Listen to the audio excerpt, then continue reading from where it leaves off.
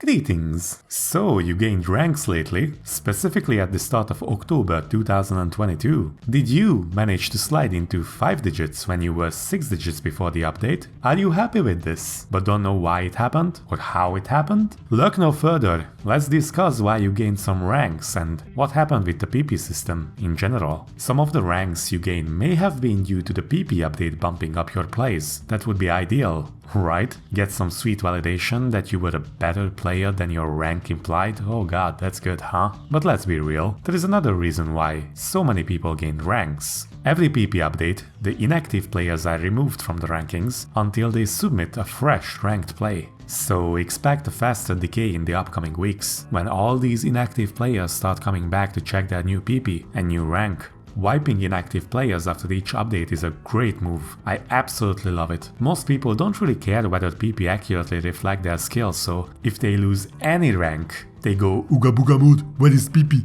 But Peppy, why you take away my hard work?" In fact, frequent PP updates are crucial to the health of host rankings. We will talk about why at the end of the video, so keep watching and feel free to comment your opinion on the topic down in the comments below. Of course, not all PP updates are created equal, and if there are some real issues, then the community should absolutely speak up. Let me know guys if you want to see a video of what makes a good PP update. I think it deserves a whole separate video for itself. But okay, the question has been answered. This is why most people gained ranks in OS. But the video is not over yet, so let's get into what kind of updates PP got this time. First of all, Zan'ei got nerfed, which is very expected. Apparently 31% of 5 digits had Zan'ei in their top plays, which is just absolutely crazy. Imagine how many 5-digit players don't even bother farming anymore, because they are washed up boomers like, well. Moving on. The reason why Zan'ei was so overrated was because the recently added wide angle buff, coupled with the velocity change aim buff. So what they did basically was to specifically remove the non-overlapping velocity change bonus. Am I losing you guys here? Okay, so basically the Zan'ei patterns. This may nerf some other maps that deserve the buff, which is not good, but it is more important to nerf the most overrated maps for the time being. You can always rebuff underrated stuff. Even the official post said that it will be a high priority, so for now, I'm hopeful. Just think about it. Would you want to have a couple of maps that are overrated in the PP system and everyone has to play them, regardless of their quality? Or would you want to have no grossly overrated maps at the cost of some styles that are underrated? I mean, sure, in a perfect world we won't have both. But let's be real. I believe the format does so much more damage to the rank section and the playstyle of the player base than the latter.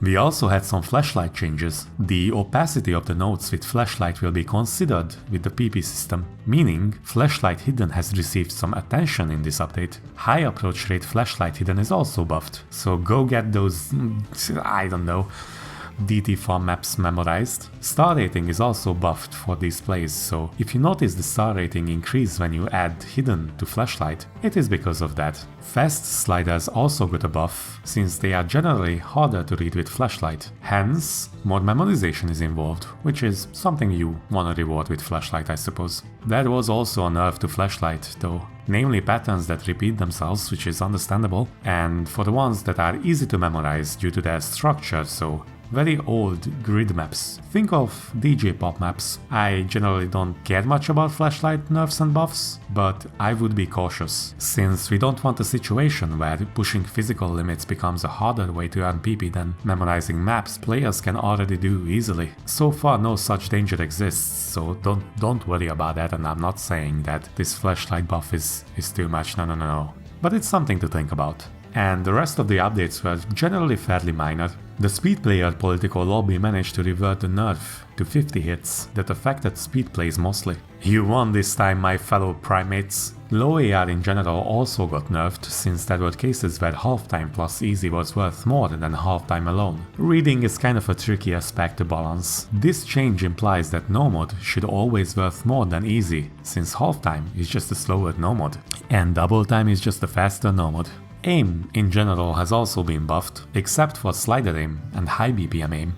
The double tap detection also got a little better, to the dismay of rat players. I mean, you know, reds like cheese, so players who cheese patterns are red players, then, I mean, don't look at me, I'll make the rules. There was a bunch of other minor updates, so you can check them out in the official OS post about the changes. It's in the description down below. I believe we covered most of the major changes that most players can look out for, so let's get a little meta with our discussion. Most of the impatient little kids have already clicked off the video, so you guys are truly the Giga Chats for watching this VOD. I said in the beginning that frequent updates to the PP system are superior to big, once in a blue moon changes. There are a number of reasons for this. Back in the olden days, you know, like 2017, the meta was very stale. Opportunistic mappers took the opportunity, as they do, and churned out insane amounts of low effort maps that maximized the amount of PP for the minimum amount of effort. Now, they still do, don't get me wrong, but the frequent PP updates we have received lately have greatly reduced the prominence of such mappers. Back then, you know, back in the days, you could not climb the ranks without suffering through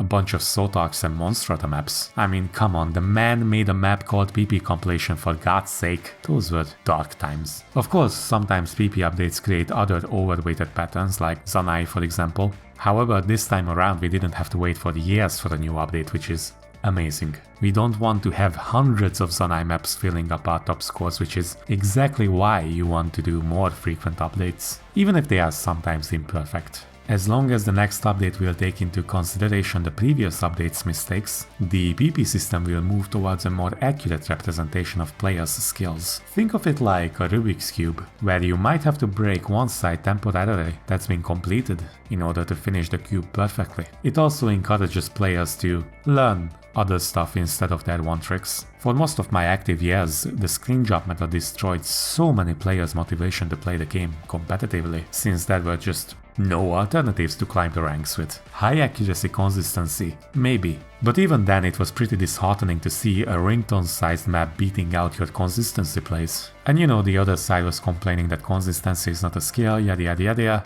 It wasn't even about one taking more skill than the other, but rather that you were forced to learn the one specific niche that gave PP, even if you just absolutely hated it, while others who were naturally gravitating towards that niche never had to learn anything else. It's much better now with the frequent PP updates, but we still have a long way to go. It just goes to show you that enjoy game should be the top priority, because getting too invested in your rank will only end in pain. Peku. Anyhow, what do you guys think? Let me know down in the comments below how your rank changed with the update. With that said, thank you for watching and see you next time.